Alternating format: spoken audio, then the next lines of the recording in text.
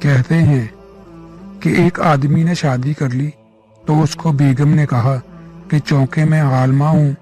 اسی وجہ سے ہم شریعت کے مطابق زندگی بسر کریں گے۔ وہ آدمی اس بات سے بہت خوش ہوا کہ چلو اچھا ہوا کہ بیگم کی برکت سے گھر کی زندگی تو شریعت کے مطابق گزرے گی۔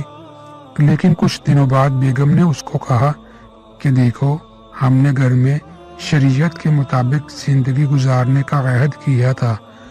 اور شریعت میں بیوی پر سسر اور ساس کی خدمت واجب نہیں، اور شریعت کے مطابق خاوند نے بیوی کے لیے علیحدہ گھر کا بندوبست بھی کرنا ہے، لہذا میرے لیے علیحدہ گھر لے لو۔ وہ آدمی بڑا پریشان ہوا کہ علیحدہ گھر لینا تو مسئلہ نہیں، لیکن میرے بوڑھے والدین کا کیا بنے گا؟ اس پریشانی میں وہ شہر میں ایک مفتی دوست کے پاس مدد کے لیے پہنچ گیا کہ مفتی صاحب کچھ میری مدد کرو، میں تو پھنس گیا ہوں۔ مفتی نے کہا کہ بھائی، بات تو وہ ٹھیک کرتی ہے۔ اس آدمی نے اس کو کہا کہ میں آپ کے پاس اس مسئلہ کے حل کے لیے آیا ہوں، فتوے لینے نہیں۔ مفتی صاحب نے کہا کہ بات ان کی بالکل ٹھیک ہے، لیکن اس کو قابو کرنے کا بھی ایک طریقہ ہے، وہ اس طرح کہ ابھی سیدھا جا اور اپنی بیوی کو بتا کہ شریعت کی روح سے میں دوسری شادی بھی تو کر سکتا ہوں،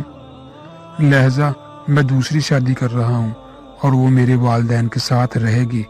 ان کی خدمت بھی کرے گی، اور آپ کے لیے علیحدہ گھر لیتا ہوں، آپ وہاں رہیں اور میری دوسری بیوی ادھر رہے گی۔ بیوی اس کے جواب سے سٹمٹا گئی اور بولی، چلو دفع کرو دوسری شادی، میں ادھر ہی رہوں گی اور آپ کے والدین کی بھی خدمت کروں گی، کیونکہ یہ بھی اکرام مسلم